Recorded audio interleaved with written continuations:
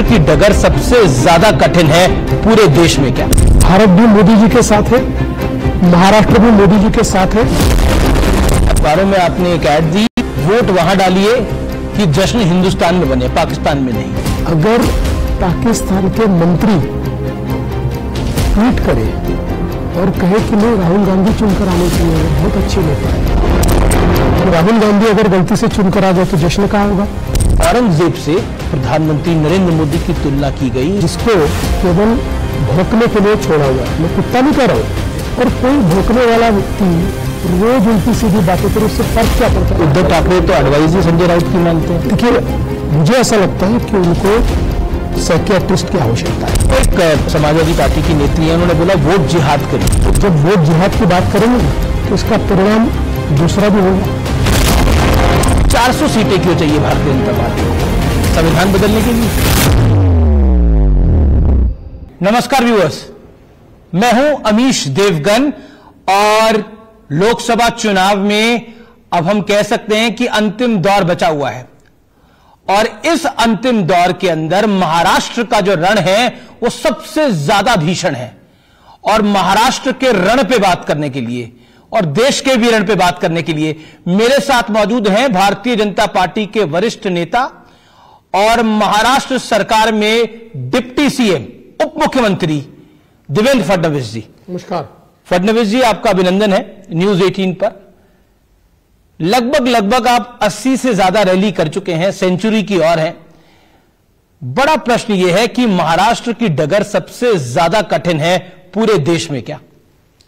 देखिए, एक नैरेटिव तैयार किया जा रहा है कि महाराष्ट्र की डगर कठिन है जी, और विशेष रूप से मैं ऐसा मानता हूं कि एक लेफ्टिस्ट टाइप का जो विचार है, ये लोग मिलकर एक नैरेटिव तैयार करते हैं।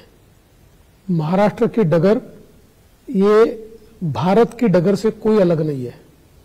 भारत भी मोदी जी के साथ है, महाराष्ट्र भी मोदी जी के साथ है जी, और हम लोग पिछला रिकॉर्ड हमारा तोड़ेंगे, उससे ज्यादा सीटें महाराष्ट्र में जीतेंगे। लेकिन एक सवाल है कि क्या आपको लगता है कि महाराष्ट्र में जो इस बार अलायंसेज हैं वो एक तरह से बड़े डिफरेंट अलायंसेज हैं? शिवसेना 2 भागों में बटी हुई है, एनसीपी 2 भागों में बटी हुई है, एक तरह की खिचड़ी है। तो ये जो खिचड़ी पक रही है, कहीं ये सीटें भी खिचड़ी की तरह ना है इस बार? देखिए, क्या होता है कि आपकी बात एक प्रकार से सही है कि उधर 3 पार्टियां हैं, हम भी 3 पार्टियां और साथ में और भी पार्टियां, अभी राज ठाकरे भी हमारे साथ है। तो ऐसी थोड़ी बटी हुई हमको पॉलिटिक्स दिखती है, लेकिन मूल रूप से 2 खेमे यहां तैयार हो चुके हैं जी। एक प्रो मोदी जो मोदी जी को मानने वाला है, और एक जो मोदी जी को नहीं चाहता है, एंटी मोदी। तो मुझे लगता है कि कोई खिचड़ी नहीं पकने वाली। प्रो मोदी सेंटिमेंट है, लोग मोदी जी के साथ जाएंगे। लेकिन आप कह रहे हैं कि प्रो मोदी सेंटिमेंट है, लेकिन अखबारों में आपने एक ऐड दी और वो ऐड जो थी वो ब्लैक ऐड थी, काली ऐड थी, और उस ऐड के अंदर लिखा हुआ था कि वोट वहां डालिए कि जश्न हिंदुस्तान में बने, पाकिस्तान में नहीं। इसके मायने क्या थे? देखिए, अब उसके ऊपर हम लोगों के ऊपर कुछ कार्रवाई भी हुई, नोटिस भी मिली, लेकिन मैं बहुत स्पष्ट रूप से कहता हूं कि उसका अर्थ क्या था। अगर पाकिस्तान के मंत्री ट्वीट करे और कहे कि नहीं राहुल गांधी चुनकर आने चाहिए, वो बहुत अच्छे नेता है, तो इसका मतलब यह है कि मोदी जी चुनकर आएंगे तो भारत में जश्न होगा, पाकिस्तान में तो नहीं होगा। लेकिन राहुल गांधी अगर गलती से चुनकर आ गए तो जश्न कहां होगा? तो पाकिस्तान में होगा। तो गलत क्या था? ठीक है, उसके ऊपर ऑब्जेक्शन आया, मैं उसके ऊपर विवाद नहीं करना चाहता जी, लेकिन इन लोगों की फितरत देखिए। ये लोग पाकिस्तान से ट्वीट करवाते हैं। इनके एक नेता कहते हैं पाकिस्तान के पास अणु बम है, वो हमारे ऊपर बमबारी कर सकता है। दूसरे एक नेता और कुछ कहते हैं।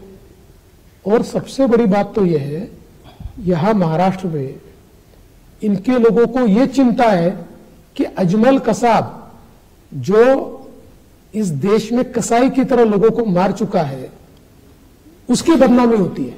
ऐसा करने वाले इनके नेता है। और जिन्होंने अजमल कसाब को फांसी के तख्ते तक पहुंचाया, ऐसे हमारे अधिवक्ता उज्जवल निकम जी को कटघरे में खड़ा कर रहे हैं। मतलब ये किसके साथ है? लेकिन चुनाव देश का है तो पाकिस्तान की बात बीच में आ रही है, हिंदू मुसलमान की बात बीच में आ रही है, ये क्यों हो रहा है? देखिए, सीधा हिसाब है, ये चीजें इसलिए आएगी कि सामने से जी अगर ऐसी टिप्पणियां होगी तो जवाब तो हम देंगे और ताकत के साथ देंगे। लेकिन अभी नाना पटोले हैं, कांग्रेस पार्टी के वरिष्ठ नेता हैं, गांधी परिवार के करीबी भी हैं, उन्होंने कहा कि राम मंदिर का हम शुद्धिकरण करेंगे जब हम सत्ता में आएंगे।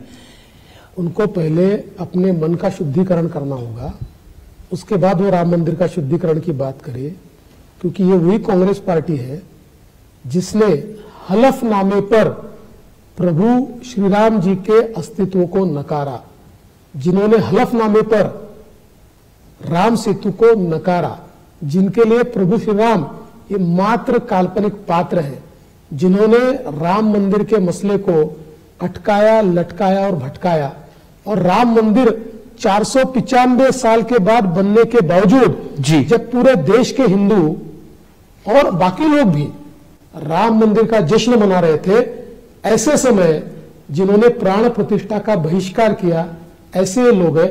पहले ये बात तो कह दे कि हाँ हम अपने आप को हिंदू मानते हैं, हम सनातन संस्कृति को मानते हैं, ये तो पहले एफिडेविट पे दे। लेकिन उद्धव ठाकरे कहते हैं कि हमसे बड़ा हिंदू कौन है?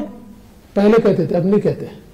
अब उद्धव ठाकरे जी, पहले देखिए, हिंदू हृदय सम्राट शिवसेना प्रमुख बाला साहब ठाकरे जी और उसके बाद उद्धव ठाकरे जी, इनके भाषणों की शुरुआत होती थी मेरे तमाम हिंदू भाइयों बहनों और माताओं। अब उसमें से हिंदू शब्द उन्होंने निकाल दिया। क्यों निकाल दिया? अब आपको पता है क्यों निकाल दिया? देखिए, जिन पार्टियों के साथ वो चले गए, अब उनको हिंदुओं के मतों की चिंता नहीं है। उनको लगता है अपीजमेंट से, तुष्टीकरण की नीति से चुनकर आ सकते हैं, इसीलिए अब वो कैलेंडर छापते और कैलेंडर पे हिंदू हृदय सम्राट नाम निकल गया, अब जनाब बाला साहब ठाकरे आता है। अब उनकी रैलियों में अल्लाह अकबर के नारे लगते और टीपू सुल्तान जिंदाबाद के नारे उनकी रैलियों में लगते। तो उन्होंने तो अपनी लाइन पक्की कर ली है, अब वो जबान से कुछ भी। लेकिन मैंने उनके नेताओं से कई बार सवाल पूछा तो उन्होंने बोला कि हमें सर्टिफिकेट की जरूरत नहीं है, नरेंद्र मोदी से, देवेंद्र फडणवीस से, अमित शाह से, जेपी नड्डा से सर्टिफिकेट की जरूरत नहीं है कि हम नकली शिवसेना है, हम राम भक्त है कि नहीं है, हम हिंदू है कि नहीं है। बोला उद्धव ठाकरे डट के हिंदू हैं, आदित्य ठाकरे डट के हिंदू हैं। हमको भी सर्टिफिकेट बांटने का शौक नहीं है जी, और हम कोई सर्टिफिकेट बांटते घूमते भी नहीं है, ये जनता ने तय किया। और उन्होंने जिस प्रकार से हिंदुत्व से किनारा कर लिया, हिंदुत्व जो होता है ना, ये आचरण की बात है, ये मुंह से बोलने की बात नहीं है। क्या है आपके आचरण में?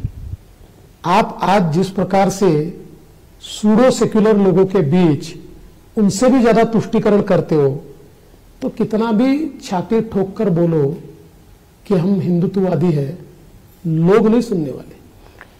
लेकिन चुनाव के अंदर जो बयानबाजी हो रही है वो हम देख ही रहे हैं दोनों ओर से। लेकिन एक ऐसा बयान आया जो देश के प्रधानमंत्री के ऊपर था और औरंगजेब से प्रधानमंत्री नरेंद्र मोदी की तुलना की गई और कहा कि औरंगजेब की जैसे कब्र खोदी गई थी तो नरेंद्र मोदी क्या चीज है। ये बात कही शिवसेना के एक नेता संजय राउत ने। क्या कहना चाहते हैं आप इस विषय पर? पहली बात तो आप इस बात को समझ लीजिए, संजय राउत कोई नेता नहीं है, और मेरा तो सीधा मानना है संजय राउत जैसे व्यक्ति को मेरे लेवल के आदमी ने जवाब देना, इतना उनका स्तर भी नहीं है। इसका जवाब हमारे प्रवक्ता देते हैं। संजय राउत एक प्रवक्ता है, उससे ज्यादा कुछ नहीं है, और जिसको केवल भौंकने के लिए छोड़ा हुआ है। मैं कुत्ता नहीं कह रहा हूं जी, तो आप कहेंगे कुत्ता कह दिया, उतना भी मैं उनका वो नहीं करूंगा, लेकिन भौंकने के लिए छोड़ा हुआ व्यक्ति है। और कोई भौंकने वाला व्यक्ति रोज उल्टी सीधी बातें करे, उससे फर्क क्या पड़ता है? देखिए, इन्होंने जितनी गालियां मोदी जी को दी, लोगों ने उतना ज्यादा प्यार मोदी जी पर किया। और ये संजय राउत जैसे लोग जो है ना, ये सूरज की तरफ देखकर थूकते हैं, थूक उनके मुंह पे गिरती है, और इनकी 10 पीढ़ियां भी आ जाए तो भी ये किसी को गाड़ नहीं सकते। लेकिन प्रधानमंत्री ने जवाब दिया कि एक तरफ कांग्रेस है जो कहती है मोदी तेरी कब्र खोदेगी, दूसरी तरफ ये नकली शिवसेना वाले हैं जो मुझे जिंदा गाड़ने की बात करते हैं और वो भी कब्र में, उसमें भी तुष्टीकरण ढूंढ रहे हैं। बिल्कुल सही बात है, एकदम सही बात कही। उन्होंने ये बात कही इसलिए है कि एक वोट बैंक को संदेश देना चाहते हैं कि देखिए हम क्या बात कर रहे हैं, कब्र में गाड़ने की बात कर रहे हैं, ये तुष्टिकरण। इसलिए मोदी जी ने बहुत स्पष्ट रूप में कहा है, अरे जिंदा तो तुम गाड़ी नहीं सकते, मरने के बाद भी नहीं गाड़ी। लेकिन आपने संजय राउत के लिए बोला कि वो उनका स्तर नहीं है, लेकिन उद्धव ठाकरे तो एडवाइस ही संजय राउत की मानते हैं। देखिए, मैं बहुत स्पष्ट रूप से आपके चैनल पे कह रहा हूं कि जिस प्रकार के भाषण उद्धव जी के मैं देख रहा हूं, मुझे ऐसा लगता है कि उनको साइकियाट्रिस्ट की आवश्यकता है। He needs help. तो ये क्यों कह रहे हैं आप उनकी भाषा देखिए, जिस प्रकार की बातें वो कह रहे हैं, देखिए किसी भी पार्टी का नेता इस स्तर की बात नहीं करता है। इस स्तर की बात जब आदमी करने लगता है ना, तो मुझे लगता है कि ही नीड्स हेल्प। क्या आपको लगता है कि एकनाथ शिंदे जो कि मौजूदा मुख्यमंत्री हैं, उनको लेकर भी एक अभद्र टिप्पणी की गई, कहा गया कि उनके बेटे को अपने माथे पे मेरा बाप गद्दार है लिख के चलना चाहिए, ये भी एक शिवसेना की नेत्री ने कहा। क्या आपको लगता है कि पॉलिटिक्स के अंदर जैसे कहते हैं कि ऑपोजिशन होता है, पक्ष विपक्ष होता है, लेकिन इस तरह की नफरत, ये गली में लड़ने वाले लोग होते हैं ना, ग्राम पंचायत के चुनाव में लड़ने वाले लोग होते हैं, उस जैसी बातें ये करते, उतने निचले स्तर की बात करते हैं। मुझे तो ये लगता है कि ये कौन सा चुनाव लड़ रहे हैं, देश का चुनाव लड़ ही नहीं रही है, ये तो गली का चुनाव लड़ रहे हैं। देखिए, वहां शिवसेना में अभी चंद नेता बचे हुए हैं, उन नेताओं को अपनी सीटें बचानी है। किसी को अभी जिसने बोला वो तो चुनाव भी नहीं लड़ रही, नहीं, वो तो राज्यसभा एमपी। नहीं, मैं वही कह रहा हूं जी। अब उन लोगों को लगता है कि आगे राज्यसभा मिलेगी कि नहीं मिलेगी, तो इसलिए हम कितने लॉयल है ये दिखाने की होड़ लगी है। और इस होड़ में अपने स्तर को छोड़कर वो जिस प्रकार की बातें कर रहे हैं, मैं आपको लिख कर देता हूं, महाराष्ट्र उनको नकारेगा। हेमंत करकरे, स्वर्गीय हेमंत करकरे जो शहीद हुए, उनकी शहादत को लेकर कांग्रेस के बड़े नेता ने सवाल उठाया और विजय वडेट्टीवार ने कहा, उसको आरएसएस के साथ जोड़ा, कहा कि पाकिस्तान के आतंकी की गोली से वो नहीं उनकी शहादत हुई थी और उनको मारा गया था आरएसएस की पुलिस ने। देखिए, इसीलिए मैं कहता हूं कि ये लोग पाकिस्तान की भाषा बोलते हैं, हिंदुस्तान की भाषा तो हो नहीं सकती। और मेरा सवाल विजय वडेट्टीवार से है, ये घटना है 2008 की, 26/11/2008। बिल्कुल। वहां से लेकर 2014 के जुलाई तक 6 साल कांग्रेस की सरकार देश में भी थी और महाराष्ट्र में भी कांग्रेस की सरकार थी। दोनों जगह शासन, दोनों जगह सरकार थी। उस समय ये चीजें क्यों नहीं याद आई? तो ये आज ये सारा नैरेटिव लाने की कोशिश क्यों कर रहे? देखिए, यही बात पाकिस्तान ने कही थी कि कसाब बेकसूर है, लेकिन एडवोकेट उज्जवल निकम जी ने सारे सबूतों के साथ ये कोर्ट को साबित किया कि अजमल कसाब ने ही हमारे हीरोज को भी मारा है और हमारे आम जनता को भी मारा है। जब आपने ये महाराष्ट्र के एलओपी की ये आपने ये स्टेटमेंट सुनी, क्या आप शॉक थे जिस तरह की ये स्टेटमेंट आई? मैं शॉक नहीं था, मैं क्रोधित था। मुझे बहुत गुस्सा आया।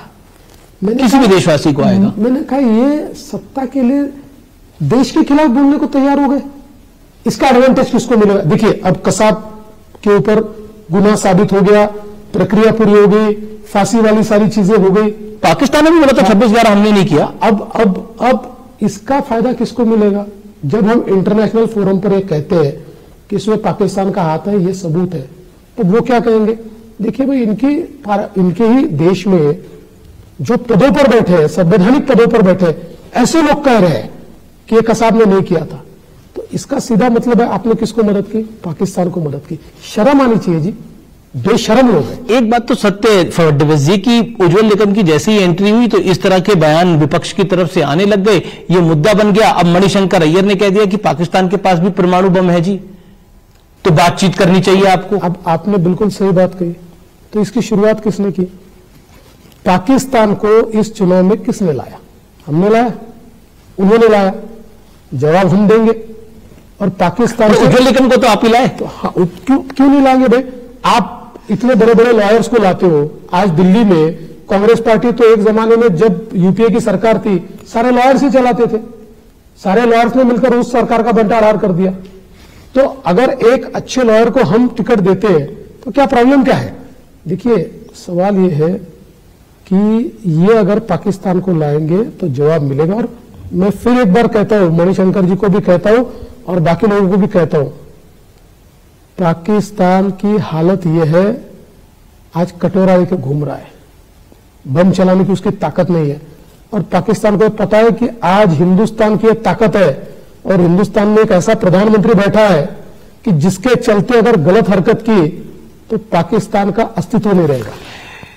क्या आपको लगता है कि महाराष्ट्र का जो इलेक्शन है, खासतौर पर पूरे देश में ही चुनाव है, ये जो लोकसभा का चुनाव है, और खासतौर पर महाराष्ट्र में नेशनल मुद्दे हावी हैं या महाराष्ट्र के मुद्दे हावी हैं? देखिए, मूल रूप से यहां पर हम लोग मुद्दों पर चुनाव लड़ रहे हैं और अपोजिशन ये केवल हमको गाली देने पर आमादा है। हम लोगों ने, चूंकि देश का चुनाव है तो देश में क्या परिवर्तन हुआ है, देश की सरकार ने महाराष्ट्र में क्या परिवर्तन किया है जी, ये सारी चीजें लोगों के सामने मुद्दे रखते हैं एक एक, और उसके आधार पर हम वोट मांगते हैं।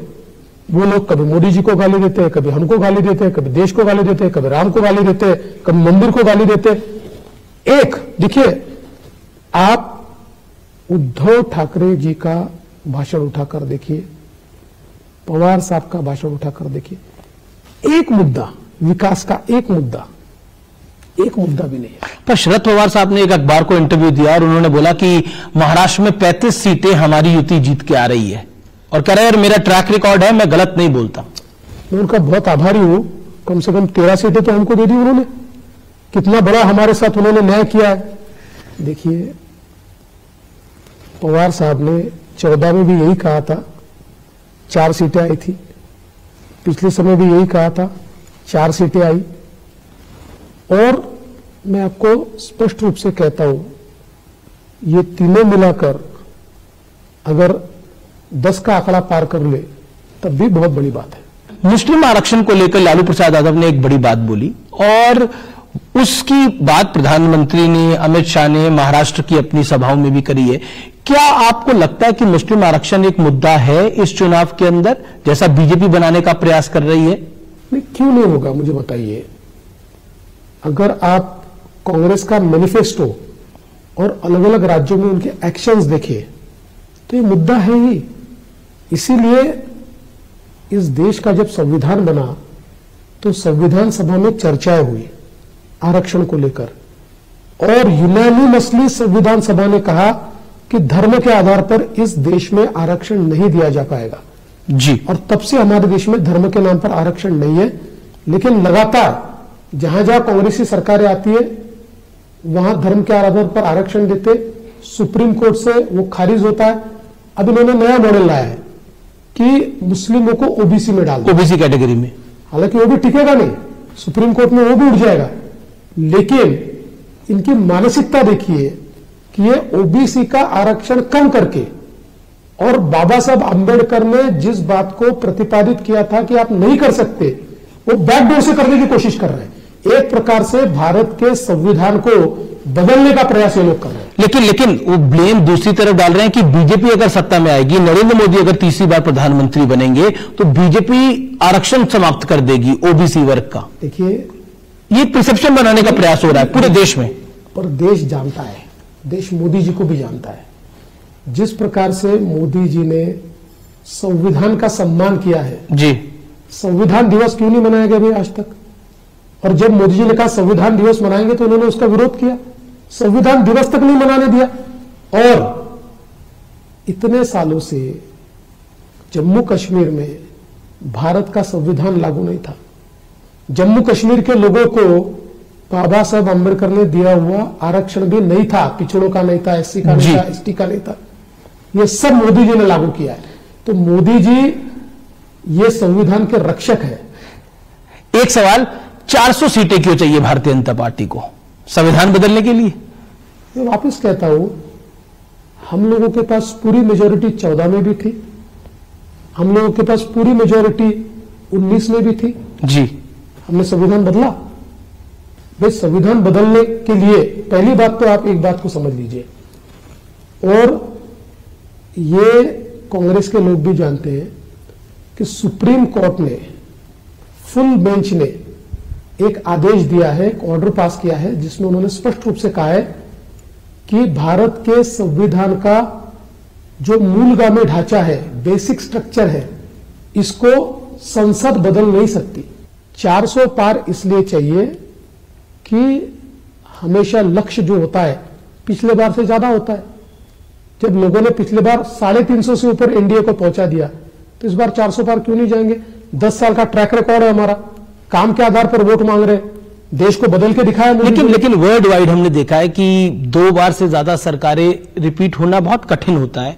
तो इस बार क्यों लगता है भारतीय जनता पार्टी को, क्यों लग रहा है आप लोगों को कि ये तीसरी बार का जो मैंडेट है ये पहले 2 मैंडेट से भी बड़ा होगा? 2014 का चुनाव जो था वो होप का चुनाव था जी। लोग ये मानते थे कि मोदी जी परिवर्तन करेंगे। 2019 का जो चुनाव था उसमें परिवर्तन शुरू हो गया था, लोगों के ध्यान में आया था कि मोदी जी डिलीवर कर सकते हैं जी। 2024 का चुनाव है, लोगों ने डिलीवरी देखी है। आज 20 करोड़ लोग अपने घरों में रहने को गए हैं, 50 करोड़ लोगों के घर गैस पहुंची है, 55 करोड़ लोगों के यहां शौचालय बना हुआ है। देश में जो रेलवे का बदला हुआ स्वरूप है, कभी किसी ने वंदे भारत ट्रेन जैसी ट्रेन भारत में बन सकती है और चल सकती है, इसका विचार ही लोगों ने नहीं किया था। तो आम आदमी के जीवन में जो बदलाव मोदी जी ने लाया है, और विशेष रूप से चाहे वो गरीब हो, चाहे वो किसान हो, चाहे वो महिलाएं हो, चाहे वो युवा हो जी, ये चारों के जीवन में बहुत बड़ा परिवर्तन आया है। लेकिन तो इसलिए अब लोगों को ये पक्का पता है कि मोदी जी ने करके दिखाया है। तो जब मोदी जी कहते हैं पिछले 10 साल ट्रेलर था, अगले 5 साल देश को हम पूरे तरीके से बदलेंगे, तो लोगों को विश्वास है और इसलिए लोग मोदी जी के साथ जा रहे हैं। आपकी एक लोकसभा प्रत्याशी है नवनीत राणा, उन्होंने ओवैसी भाइयों के लिए 15 सेकंड वाला चैलेंज दिया। क्या आपको लगता है इन बयानों से बचना चाहिए? ओवैसी भी उसी प्रकार की भाषा करते हैं, कई बार उस प्रकार की भाषा से उनको जवाब दिया जाता है, लेकिन जरूरी नहीं है। मैं नहीं मानता कि जरूरी है इस प्रकार से जवाब देना। देश आज मोदी जी के साथ है और पॉजिटिव वोट हमारे साथ आएगा। यूपी में एक समाजवादी पार्टी की नेत्री है, उन्होंने बोला वोट जिहाद करिए। क्या आपको लगता है कि ये जो मुद्दा है ये पूरे देश में इसकी बात हो रही है, बीजेपी भी कर रही है, बीजेपी यूपी के मुद्दे को महाराष्ट्र में क्यों उठा रही है? क्यों नहीं उठाया जाएगा? आज उस नेत्री का जो वीडियो है ये महाराष्ट्र के गांव-गांव में उन्होंने सर्कुलेट किया, कांग्रेस ने सर्कुलेट किया, लोगों तक पहुंचाया।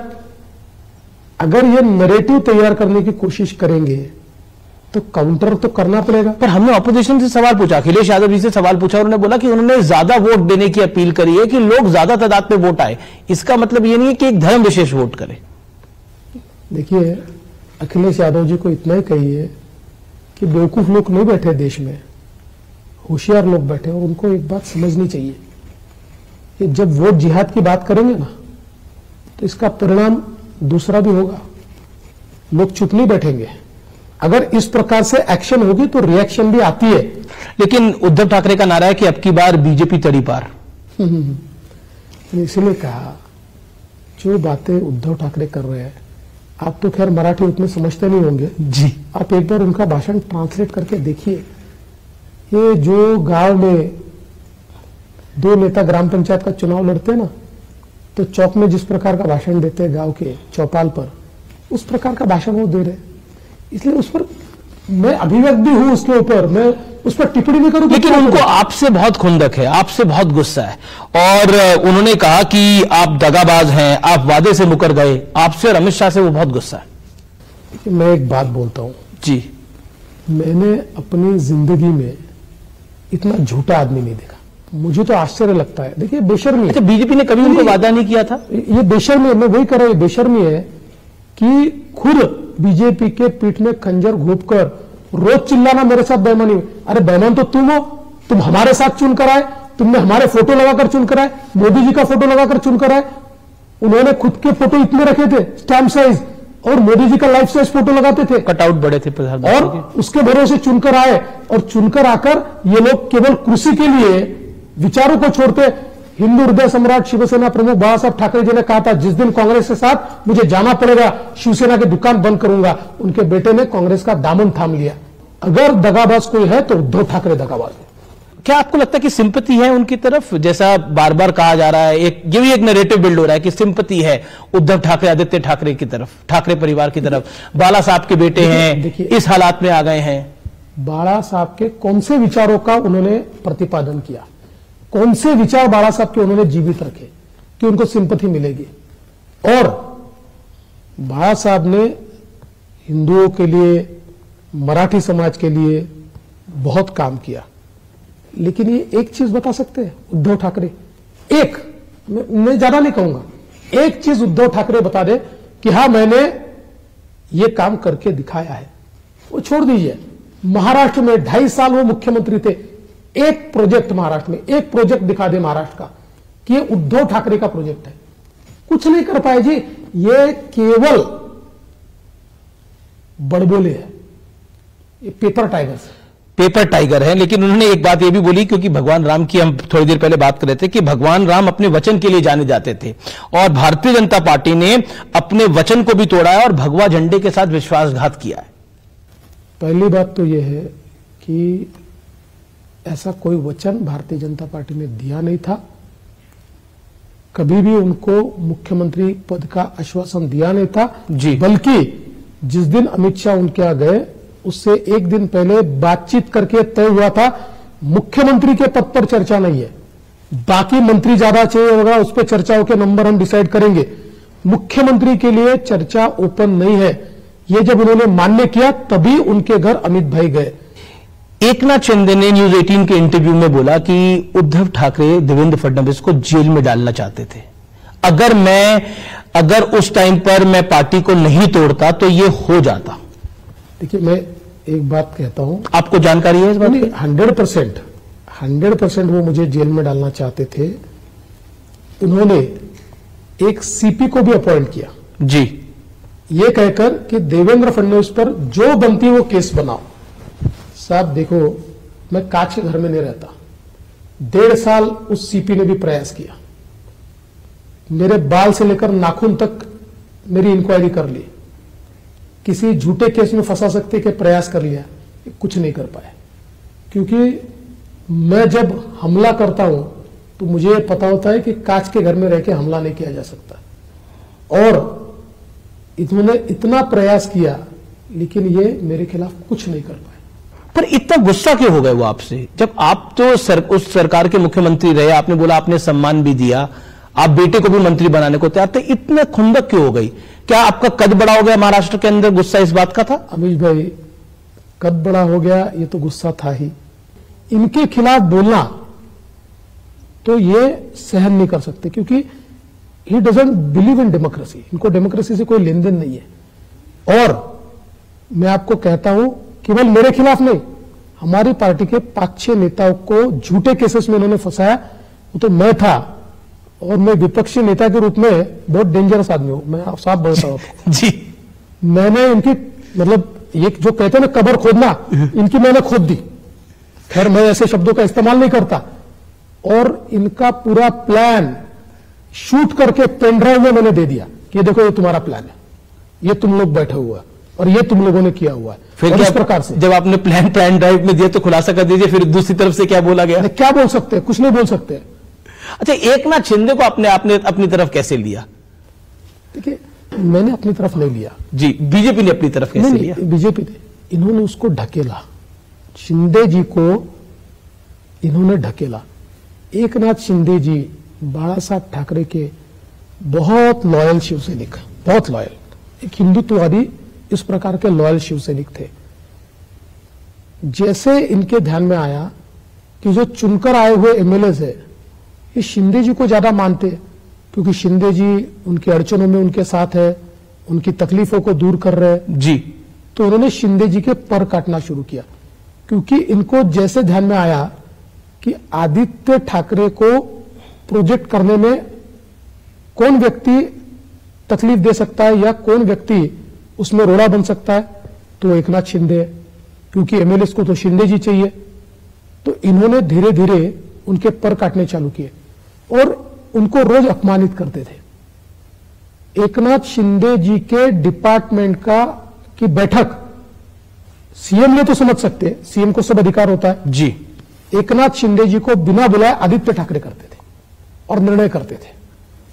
तो ये सारी चीजें, और फिर धीरे धीरे उनके ध्यान में आया एकनाथ शिंदे जी के और उनके सारे लोगों के, इन्होंने हिंदुत्व छोड़ दिया है, हमारी जमीन तो हिंदुत्व से बनी हुई है और ये तो पूरा तुष्टीकरण में लगे हुए, तो वहां तो हम लोग मार खा ही रहे जी, और हमारे पर भी ये काट रहे। तो इनके सामने अस्तित्व की लड़ाई तैयार हुई, एक अस्तित्व पे प्रश्न चिन्ह तैयार हुआ, और जिसके चलते एकनाथ शिंदे जी के पास कोई चारा नहीं था। बाबा साहब के विचारों को जिंदा रखना था, अपने संगठन को जिंदा रखना था, वो हमारे साथ आए। मेरे आखिरी 2 सवाल हैं। अरविंद केजरीवाल को बेल मिली है, इंटरिम बेल मिली है, उसको आप किस तरह से देखते हैं? क्योंकि वो कह रहे हैं कि ये एक तरह का जवाब है जो कि अलोकतांत्रिक तरीके से नरेंद्र मोदी की सरकार उनके साथ कर रही थी। न्यायालय ने इंटरिम बेल दी है, 2 तारीख को वापस सरेंडर करने को कहा है। अगर प्राइमा फेसी केस उनके खिलाफ नहीं होती तो न्यायालय उनको रेगुलर बेल देता। एक स्पेशल केस इस रूप में न्यायालय ने फैसला लिया है और न्यायालय ने बहुत साफ टिप्पणी की है। ये बेल उनको जो मिली है चुनाव के प्रचार के लिए मिली है, सीएम का कोई काम नहीं कर सकते। इसका मतलब प्राइमा फेसी केस उनके खिलाफ है। अब कोई आदमी बेशर्मी से इसका भी सुप्रीम कोर्ट ने भी इतिहास में पहली बार इस तरह की बेल दी। देखिए, सुप्रीम कोर्ट में मैं टिप्पणी नहीं करूंगा, उसके मेरिट डिमेरिट पर टिप्पणी हो सकती है, लेकिन वो पॉलिटिकल फोरम पर नहीं हो सकती। जी जी, आखिरी सवाल आपसे। बीजेपी इस बार 28 सीटों पर चुनाव लड़ रही है। आपका अलायंस जो है, पिछली बार आपने 25 में से 23 जीती थी, लेकिन मैं आपसे महाराष्ट्र का नंबर पूछना चाहता हूं कि आपको मतलब प्रचार का शतक लगाते हुए लगभग शतक आप लगा चुके हैं, तो क्या नंबर आपको दिखाई देता है? मैं बहुत साफ शब्दों में कहता हूं, पिछले समय 41 सीटें हमारी आई थी, बीजेपी और शिवसेना और हमारा अलायंस मिलाकर। इस बार हम उससे आगे जा सकते, पीछे नहीं आएंगे। पक्का? और शिवसेना कहती है, उद्धव ठाकरे वाली, कि राज ठाकरे की कोई पॉलिटिकल वैल्यू नहीं है। उनको पिछले कई चुनाव में ध्यान में आया और इस चुनाव में ध्यान में आएगा कि राज ठाकरे की वैल्यू क्या है। जी, चलिए, बहुत बहुत शुक्रिया, आपने हमें अपना समय दिया। Devendra Fadnavis ji, thank you so much. Thank you, नमस्कार।